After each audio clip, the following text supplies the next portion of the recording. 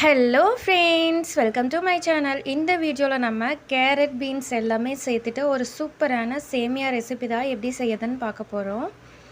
Video skip பண்ணாமல் ஃபுல்லாக பாருங்கள். நீங்களும் ஒன்ஸ் இந்த மாதிரி செஞ்சு பாருங்கள், ரொம்பவே டேஸ்ட்டாக இருக்கும். பாருங்கள், நல்லாவே உதிரி உதிரியாக இருக்குது. இப்போ சூடாக இருக்கிறங்காட்டி லைட்டாக ஒட்டி இருக்கிற மாதிரி இருக்குது. கொஞ்சம் நேரம் ஆறுனதும் நல்லா உதிரியாக இருக்கும். ஃபர்ஸ்ட் ஸ்டவ் ஆன் பண்ணி ஒரு கடாயை வச்சுக்கோங்க. இதில் 1 ஸ்பூன் அளவுக்கு கடலைப்பருப்பு, 1 ஸ்பூன் உளுத்தம்பருப்பு, கொஞ்சம் போல் கடுகு சேர்க்குறேன்னா சேர்த்துக்கோங்க, இல்லைன்னா ஸ்கிப் பண்ணிக்கோங்க.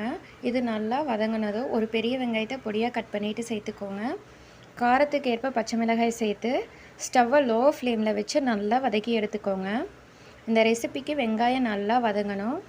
வெங்காயம் கண்ணாடி பதம் வந்ததும் 1 ஸ்பூன் அளவுக்கு இஞ்சி பூண்டு பேஸ்ட்டு சேர்த்து நல்லா வதக்கிக்கோங்க. இஞ்சி பூண்டோட பச்சை வாசனை போகிறதுக்கும் வெங்காயம் நல்லா வதங்கி வர்றதுக்கும் ஈக்குவலாக இருக்கும். பாருங்கள், வெங்காயம் நல்லா வதங்கிருச்சு. இப்போ நம்ம கட் பண்ணி வச்சுருந்த கேரட் பீன்ஸ் 2 சேர்த்துக்கலாம். நான் இன்றைக்கி 1/4 கிலோ அளவுக்கு கேரட் பீன்ஸ் எடுத்திருக்கேன். இந்த மாதிரி சின்ன சின்ன பீசஸாக கட் பண்ணி எடுத்துக்கோங்க. இது கூடயே கொஞ்சம் போல் இஞ்சி சேர்த்துருக்கேன். இதையும் கட் பண்ணி சேர்த்துக்கலாம். எல்லாத்தையும் நல்லா வதக்கிக்கோங்க. கொஞ்சம் போல் உப்பு சேர்த்துக்கோங்க. ஒன்ஸ் எல்லாத்தையும் நல்லா மிக்ஸ் பண்ணிவிட்டு வதக்கி எடுத்துக்கலாம். 2லேருந்து 3 நிமிஷம் போல் நல்லா வதக்கிக்கோங்க.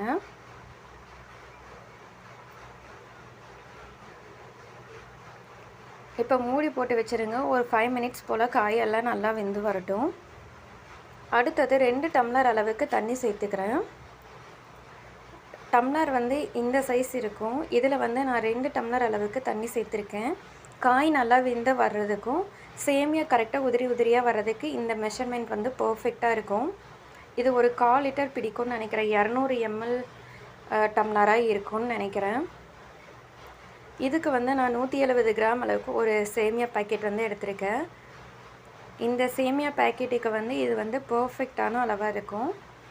ஸ்டவ்வை லோ ஃப்ளேம்லேயே வச்சுருங்க.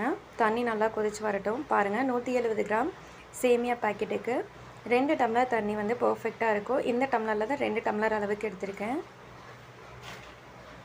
ஸ்டவ்வை மீடியம் ஃப்ளேமில் வச்சுட்டு 5 மினிட்ஸ் அப்படியே விட்டுருங்க. மூடி போட்டு வச்சுருங்க. நல்லா காய் வெந்து வரட்டும். உப்பு கூட குறையுதுன்னா இந்த ஸ்டேஜில் செக் பண்ணிவிட்டு சேர்த்துக்கோங்க. பாருங்கள், காய் எல்லாமே நல்லா வந்துருச்சு. இப்போ நம்ம சேமியாவே இது கூடயே சேர்த்துக்கலாம். ஸ்டவ்வை லோ ஃப்ளேம்லேயே வச்சுருங்க. ஒன்ஸ் நல்லா மிக்ஸ் பண்ணிக்கலாம்.